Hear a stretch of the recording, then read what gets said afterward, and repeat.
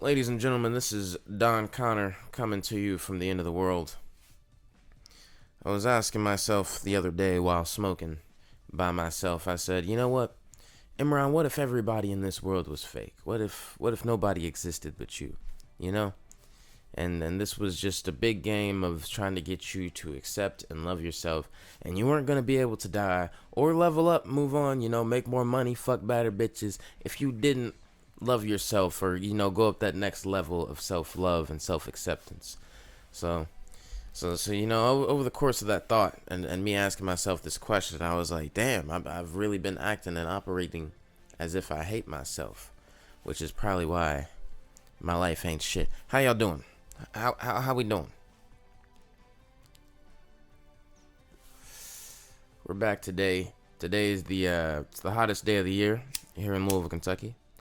And honestly, it feels good as fuck outside. Like when I first stepped outside, it felt like that summer heat that we used to have when I was a little kid, and I would go outside and it was so hot.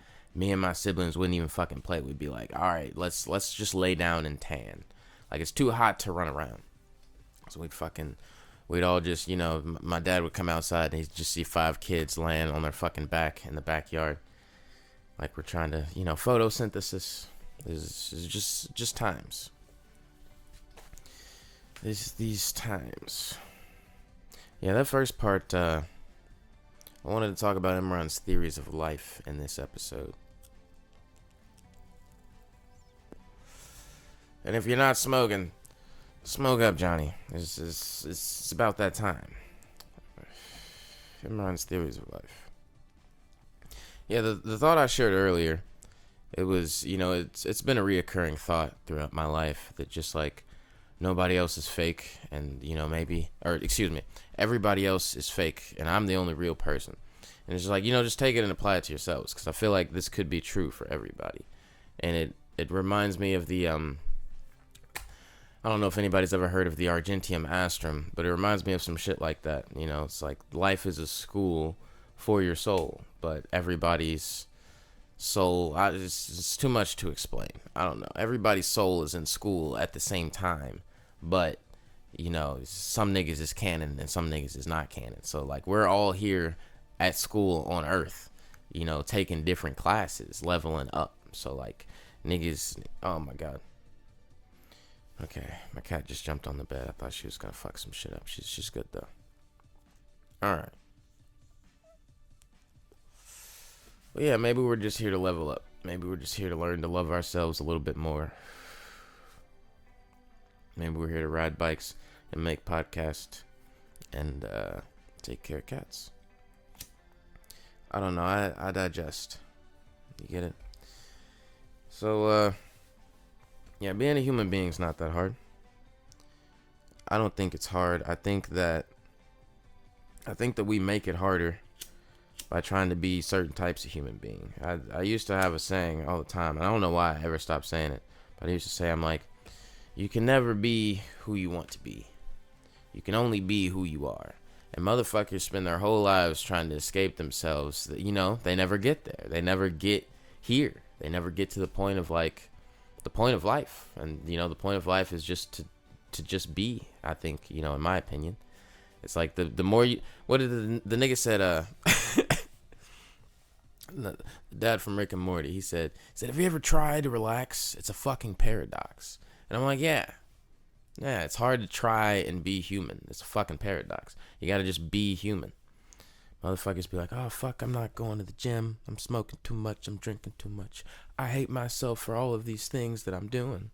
And I'm like, dude, it's like all these things that you're doing is you. The only reason you hate it is because society frowns upon it, as a majority.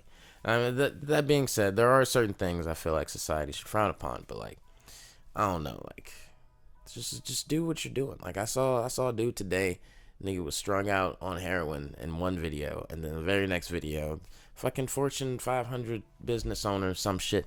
Like, you never know. You gotta just go through the levels of life in order to level up.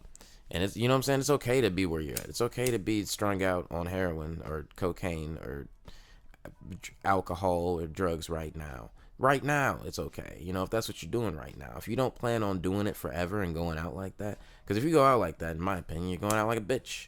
You never saw it through. You never got to see everything. Never got to go through all the levels. See, I'm just saying everything's okay. And if it wasn't, then why would it exist? Why would it be here in the first place? My nigga was saying to me the other day, he's like, dude, I just fucking hate my life. I hate everything that's going on. And you know, I'm finally at this point to where I'd be happy if everything was gone. If I didn't have any debt and I didn't have a girlfriend, a house, a car, anything. I just had $20 and I just started blank right now. I'd be fine. And I'm like, yeah, of course you would.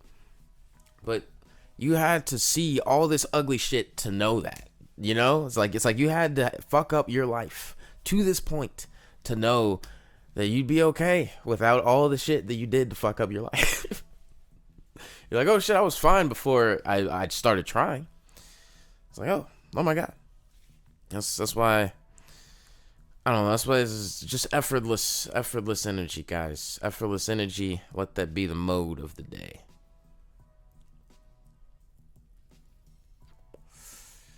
I mean, the podcast should be over, but still got a lot of this smoking apparatus left.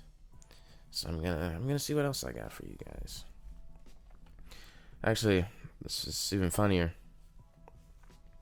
A long time ago, a really, really long time ago, I was like fucking fried out of my mind, and I was trying to impress some bitches on my knowledge of the universe and what's going on. And I was like, you know what? I think that the Big Bang Theory is just, you know, it was a singular layer of consciousness, right? It existed, but it didn't exist at the same time because it couldn't, you know, it's like it had awareness, but it nothing else had awareness of its awareness. So it's nothing to compare itself to. So this thing got frustrated. It didn't know why it was, what it was, but it knew that it was. So it exploded and expanded in every possible thing that it could be in order to answer those questions. Why it was, what it was, you know, what the fuck's going on. And I, you know, theorized that us humans, and not just us humans, but everything in existence, everything that we are able to create and observe is not only that question, but an answering of that question. And that's as far as I went with it. But I was just trying to be wavy on some bitches. I want to know what you guys think about that. If anybody thinks that we should go deeper with this idea, let me know in the comments section below. Dun dun.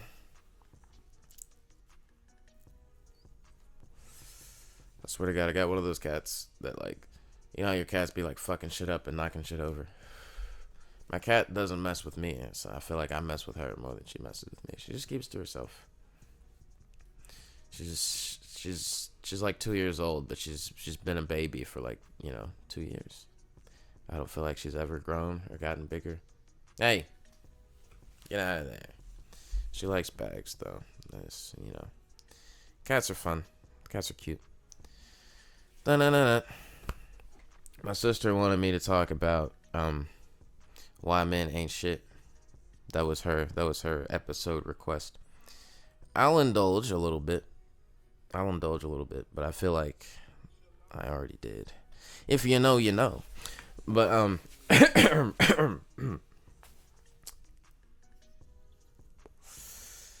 a man. All right? In 2023, I know that's an insane, mundane thing to say. So, you know, I might have to fucking close my blinds saying that shit. But I'm a man.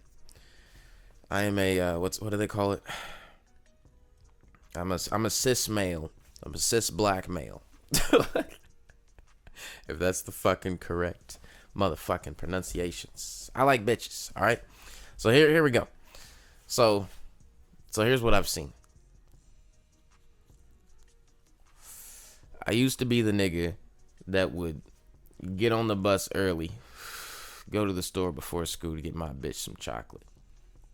Like, I used to be the nigga that would write songs and poems on the back of artwork and give it to bitches and be like, I love you. You know? I used to be the nigga moving bitches in my house. Moving bitches in the houses. Going to bitches' family funerals, carrying caskets and shit. I used to be that nigga, right? And I realized the bitches didn't appreciate me for being that good nigga. So then eventually I became an ain't shit nigga. This is why niggas ain't shit. Niggas ain't shit because niggas ain't appreciated for being the good nigga when they being the good nigga.